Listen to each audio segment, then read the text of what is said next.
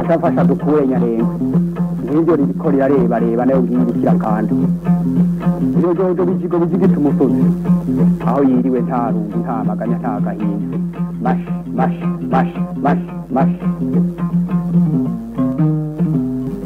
inka imirima n'ibidukikije bezuka n'ibihugu bihoza abana ndekukura nama ndumwungere w'amagana nsangiye umurimo ndamuganga kura inyongo ngakura kwaje inka imirima n'ibidukikije ni ikiganiro mutegurirwa n'ubushikiranganji bw'uburimyi ubworozi n'ibidukikije mukagishikirizwa na televiziyo y'u Burundi.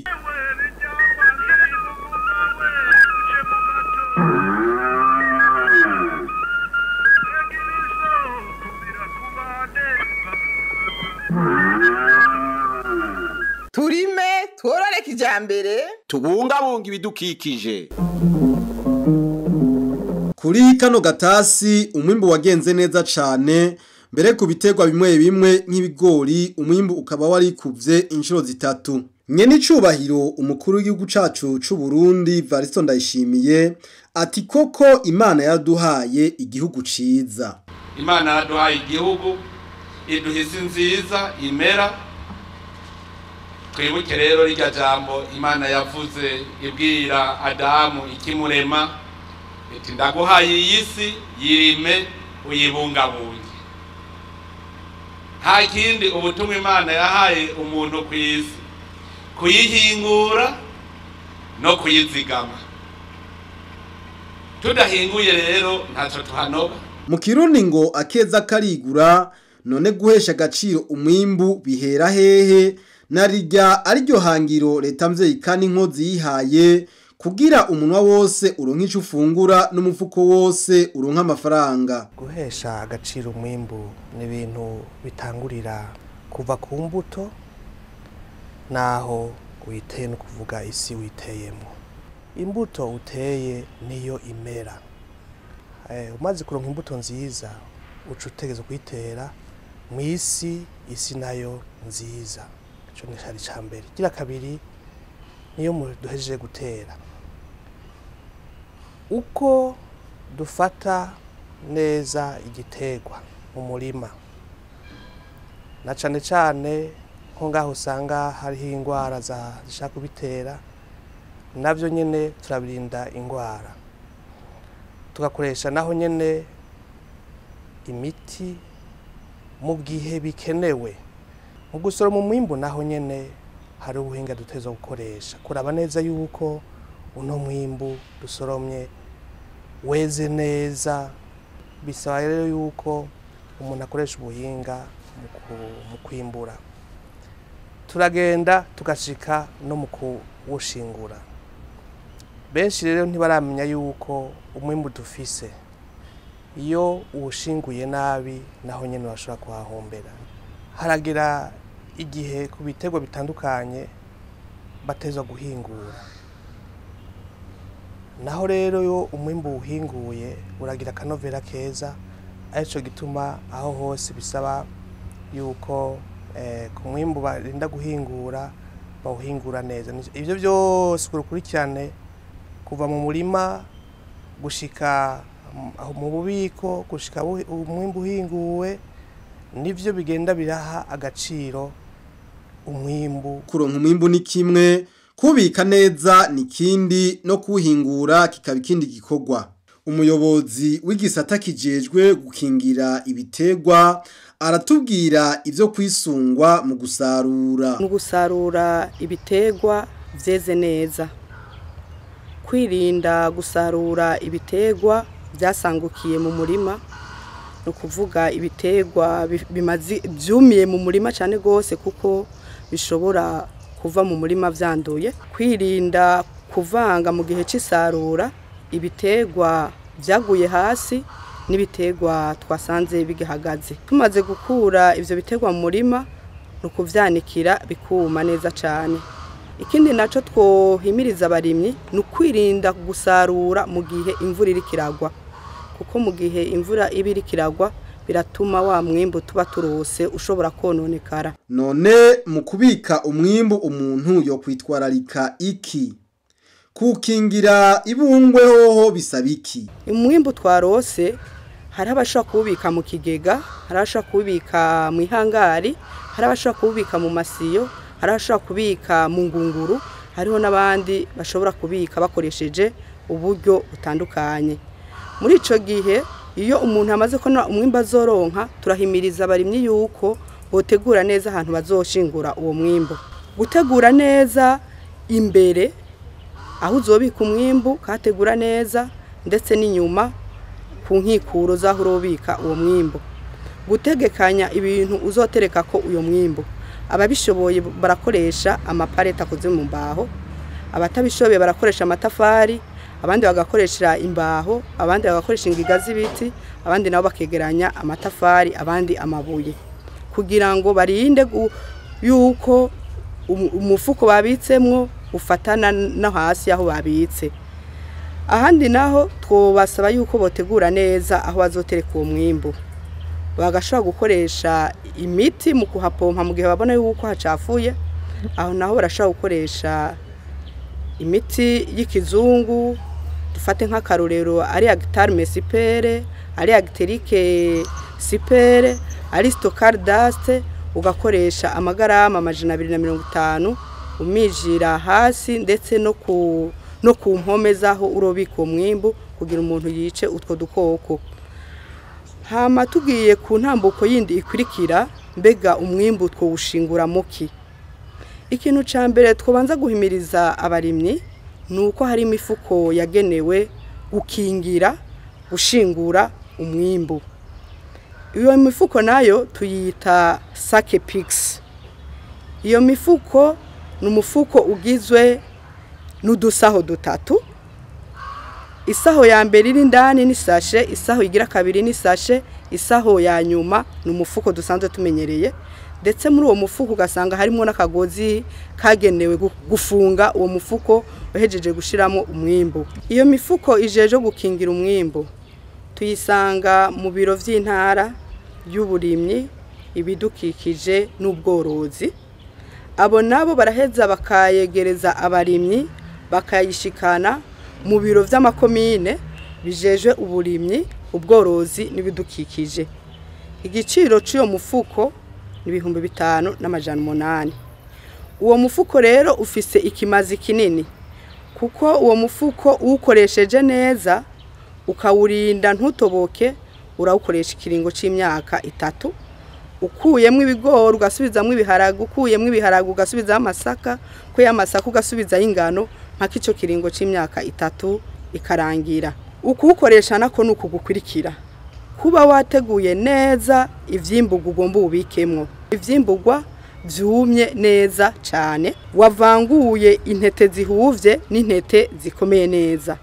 Wavanguye intete ubona ko zigwaye n'intete zikomeye, ugaheza ugashira uwo mwimbu warubanuye neza. Uri kurashirayo uwo mwimbu mu mufuko, urashiramo neza ugatsindagira kugira ngo twirinde gusiga mu mufuko udusaho tw'impwemu. Ushobora kuronka ivyuzuza umufuko ni vyiza.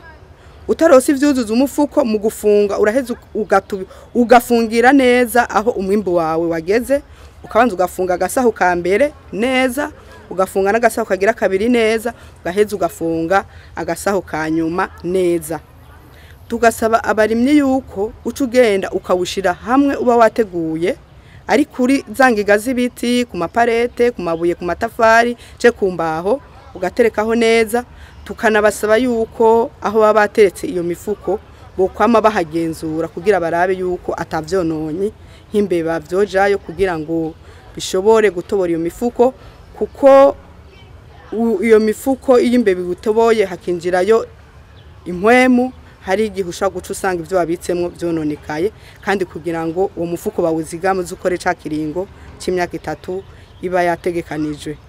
Twagomba twibutse abarimyi yuko ukoresheje imifuko yateguwe, leta yashizemo uburyo kugira abarimyi bose bashe kuronka uwo mufuko ku giciro giciriritse, yuko usize muri uwo mufuko atari vyiza kugumuza gufundurura wihako ivyo uteka. Twobasaba yuko ivyo ubushimye gusha muri uwo mufuko ugafunga nivyo ubuvuga ati nzobikenera ikindi gihe cyane ndabikeneye kugira nzobishore igiciro caduze. Ivyo gufungura boheza akaca babishira ku ruhande kugira ngo ntibaze barahamburura umufuko uko bavyiyumviriye cyangwa uko babikeneye imisi yose. Kubadashoboye gukoresha iyo mifuko naho twobahimiriza ubundi buryo butandukanye nko gukoresha imiti y'ikizungu. Imiti y'ikizungu twobabwira hari imiti y'ikizungu y'ifu iri ku bwoko bushika butatu, hariho Actar Mesper, hariho Acteric Super, hariho na Stocardust. Fatiye kuri Acteric Super urakoresha amagarama 100 y'umuti, umuti w'ifu ku biro 90 vy'intete. Muri ico gihe mu kugira ngo ubike neza uwo mwimbu uraheza ugabanza ugafata umuti muke w'ifu ugashira muri wa mufuko mwiza wategura ugacucakira iyo ifu rikeyi. Hanyuma ukacufata za mbuto zawe nziza warobanuye ukazisuka kwihema. Ugaheza ugafata wa muti y'amagarama 100 y'umuti ukavanga n'ibiro 90 vy'intete. Ukavanga ukanywanisha neza ukabona yuko intete zose zanywanye n'umuti. Ugaheza ukacufata wa mwimbu wawe uheje kunywanisha n'uwo muti ukacushira muri wa mufuko wari wateguye wari wabanje kumijamwo ifurike y'umuti kugira ribe ririca udukoko twoba muri uwo mufuko. Hama ku muti wa Actar Mesper na Stocardust ufata amagarama 50 y'umuti w'ifu. Naho nyene muri ya mifuko wateguye kubikamo umwimbu ukabanza gushira mwifurike y'iyo miti ucufata ya magarama 50 ugashira mu biro 80 kubinyamikerera hakarorero ibiharage ubushaza na magarama 50 ku biro 100 kubinyamikerera. Naho nyene ugakora nkuko twavuze ubwa mbere ukanywanisha umwimbu mwiza warobanuye uheje kunywanisha ugashira mu mufuko ugafunga ukacuja kubika ahantu hateguye. Kubinyentete nk'ibigori, ingano, umuceri, amashaka ufata izo garama 50 ugashira mu biro 80 vy'ibigori. Naho nyene ukanywanisha uwo muti w'ifu nizo ntete zawe ugashira mu mufuko neza ukacuja kubika ahategekanije. Hanyuma kubasanzwe n'abafisa amastoke manini ya cyane hariho ubundi buryo buhari bashaka gukoresha mu kugira bashobore gukingira umwimbo wabifuje gushira muri stoke. Ubwo buryo nabwo ni fumigation, n'uburyo busaba ibikoresho byabigenewe bugasaba n'abahinga babinonosoye. Ubwo buryo rero nabwo abo bukenera kubukoresha bo kwitura igisata kijeje gukingira indwara n'udukoko ibitegwa bagaheza bakabereka abahinga babizobereyemwo kugira ngo bashobore kubafasha. Mbega imiti bakoresha mu gushingura umwimbu yoba ifize ingaruka mbi ku magara y'abantu? Yakoreshejwe ku mwimbu, uwo mwimbu wokoreshwa heze igihe kingana gute? Iyi miti y'ikizungu naho tuyikoresha irafise ingaruka ku bantu, ni naco gituma duheza tukaca tubamenyesha yuko hari kiringo gitegekanije banza kurindira mu gihe baba bayikoresheje, kuko nko kuri sake pixe wayibitsemwo umwanya wiyumviriye gufundurura urafunduruka bikoresha atakiringo kirinze gusabwa. Ukoresheje Acteric Super nuko uza kuja kwikora kuri wa mwimbu kugira ugufungure haciye amezi 3. Naho nyene mu kubiteka ukabanza ukabironga neza cyane. Kuri Actar Mesper na Stocardust nabo nyene twabwira yuko bakoresheje uwo muti baca bategezwa kubangira igihe cy'ukwezi kugira bashobore kwikora kuri wa mwimbu kugira bawufungure. Naho nyene bakawuronga bakabanza kubironga neza cyane imbere yo kubifungura. Abashira imiti ku matomate bobo bahanugwa iki? Abarimye b'itomati tukabasaba yuko itomati bazipompera mu murima boza barabangira indwi 3. Upomfye nuko ba wabonye yuko itomati zawarogera yuko uzisoroma haciye indwi 3 kugira ngo tubashe kubahiriza amategeko duhabwa kandi tubashe kubahiriza ubuzima bw'abantu kuko iyo miti ifise ingaruka ku buzima bw'abantu. Ibikoresho vyovyo vyarimwo iyo miti mu gihe iyo miti ikoreshejwe vyoshirwa hehe? Utudusashe tuba tuvuyemwo imiti si vyiza yuko boca baduta aho babonye hose. Vyiza urashobora kutwegeranya ku basanzwe bafise toilette z'ibinogo bakadutereramwo, ku badasanzwe bafise amatwarete y'ibinogo boheza bakaduturira. Twongera tuvuga no kubiba bitekeye imiti ivyo ari byo vyose, kukaka tubonye aragasashe kandi nawe ukazika mu kuzimu ntikabora. Kubamenyesha yuko ari ububido ari ingunguru boheza ikiba kivuyemo imiti bakakibika kure ayahashika abana, nk'utubido bagaheza bakaca badutobagura kugira ngo ntagire umuntu akikora kakavomeshe canke kabikemo ikintu, ariko bakaca baraba ahantu hihishije babibika canke bakabigaruka bakabitwara mu biro by'intara bijeje uburimyi ubidukikije n'ubworozi, kuko badusanzwe tuzi yuko tuca tuvyegeranya tukabitwara aho vyagenewe kubikwa. Umuyobozi mukuru ajejwe ikigo c'igihugu c'intega bizoza Anagesa aratubwira ingene umwimbu witeguriwe kwakirwa, agatanga n'umuco kuba ari we wese ashaka kugura. Tumaze kubona yuko umwimbu w'akatasi cancane ku gitego c'ibigori ari mwinshi cane ku rugero rw'iguje ya gatatu, turavye umwimbu twaturonka twaje dufata ingingo yuko kwegeranya uwo mwimbu katubera amahirwe. Narirya leta yamaze gushiraho igiciro c'ingene ikiro c'ibigori vyumye vy'intete kizoguka mfanga atari munsi y'amajana 380.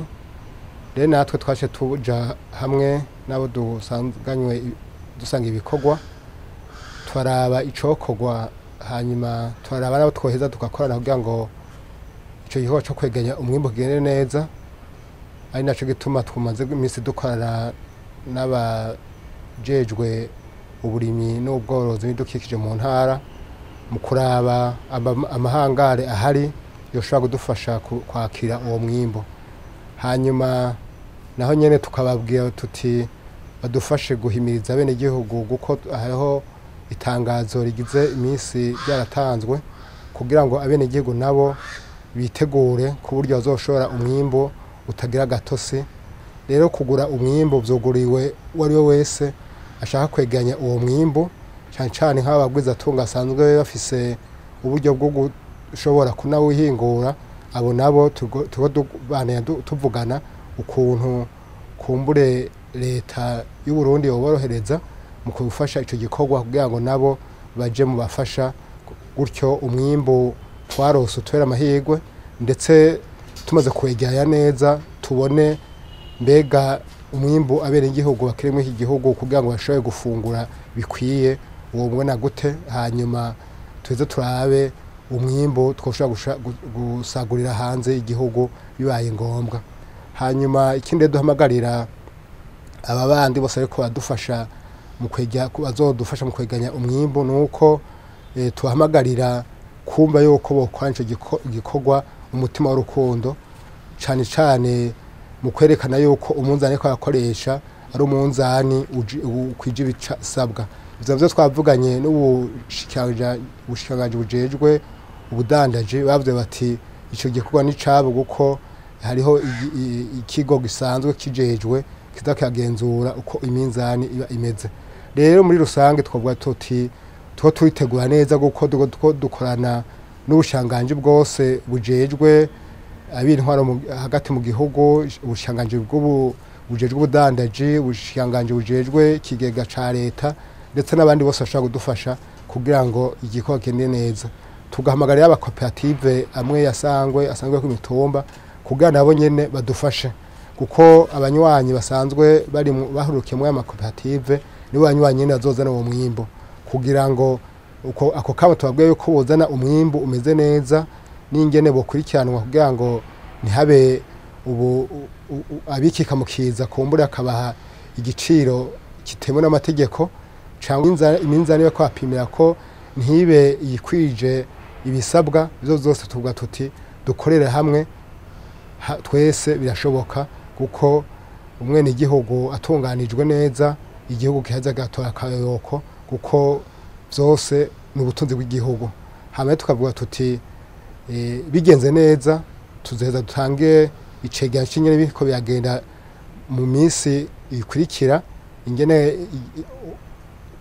bizotangura kugugwa n'ingene bizogenda biragenda kugira ngo utwo tugwane twose twoboneka umuntu adutera umuti bidatevye. Hanyuma tukavuga tuti abarimire nibumve neza yuko leta iricyo atera ingoga mu kudakora bahomba kugira ngo barushirize kwimbura bishimishije kuryo uko leta yamaze gutanga kamati umwe n'igihugu wese aronka ico afungura hama ndetse n'umufuko uronka amafaranga kibe imvugo ija mu ngiro guko twamaze kona neza yuko dushize ngo twese hamwe bikunda. Umukuru w'igihugu c'u Burundi General Major Varisito Ndayishimiye ati umurimyi ntazokwidoga kuri ino rima ry'agatasi kuko agiye gukamisha umwimbu w'ibigori. Abarimyi umwaka ndazi yuko batazokwidoga. Abarimyi ibigori barabizi yuko ubu bigori bigiye kumera nk'akawa mu Burundi. Kare mwahora murima murondera ivyo mufungura gusa. Ubu murabonye yuko ubu musesekara utuja ku isoko. Ibigori uwabirimye ndazi umwaka ntazorimarima kuko leta yaramaze gufata ingingo yuko ibigura. Abajejwe igisata c'uburimyi baragiye baraharura neza amahera bayakoze umurimyi abayakoresheje ingufu zingana iki kugira aronke ikiro c'ibigori. Twasanze abayakoresheje ingufu zingana n'amahera 550 ku kilo kugira aronke ikiro c'ibigori. Aho rero mu guharura turaharura umukozi kuko umukozi arahembwa imbuto ifumbire byose tukabiharura duca dusanga kugira uronke ikiro kimwe ubukoresheje ayo. None ko ukeneye umushahara rero wakoze urumva wakoresheje ayo mahera novuga haca kwinyungu ku kiro rero burya ajya 680 nugira ngo habe ayo wakoresheje umutahe wawe n'inyungu. Hari abantu bazi yuko rero ukoze atamushahara iyo nyungu niwo mushahara. None umwene gihugu azogura uwo mwimbu aja kufungura hari ikiko kirategekanywa kugira ngo ntaze azimbwe. Tuba turiga mbega none umwene gihugu wundi azoshobora kuza kugura uwo mwimbu wegeranjwe n'abadandaza cangwa n'iki kigo nyene Anagesa inyuma y'amezi 3 cangwa 4 kizoheza kigugwe gute cangwa ifumbega yahinguwe izogugwa ku giciro kingana gute kugira ngo uri karafungwa nawe yumve yuko umwimbo wiyongereye nawe nyene aronka karusho. Ivyo navyo nivyo turiko turiga kumbure mu minsi itarengeranye turi kure ivyo izozamenyeshwe abene igihugu ndetse n'igihugu cose kugira ngo n'uzogura za gufungwa nawe nyene yumve yuko hariho akarusho kuriwe. Umukozi yama abegwa n'impembo. Nankeka ko kuri uyu mwimbu wa kano gatasi umurimyi azobukura mu cibo narijya leta yafashe ingingo zose ku neza y'umurimyi ahasigaye nuko inyabune yokora neza maze ryahangiro rya leta yuko umunwa wose woronka ico ufungura n'umufuko wose ukaronka amafaranga rije mu ngiro. Ashafasha dukure nyarenga ngibyo rikorera reba nayo ngibikira kandi iyo jojo bijigo bijigita umusozi aho yiriwe nta rungu nta maganya nta gahinda mash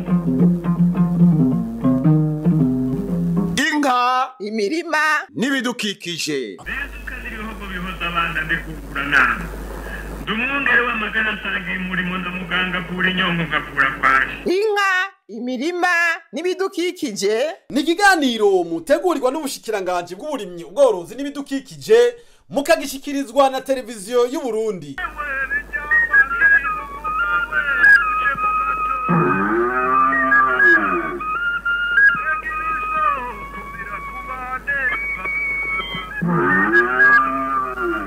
turime tworore kijambere tubungabunga ibidukikije.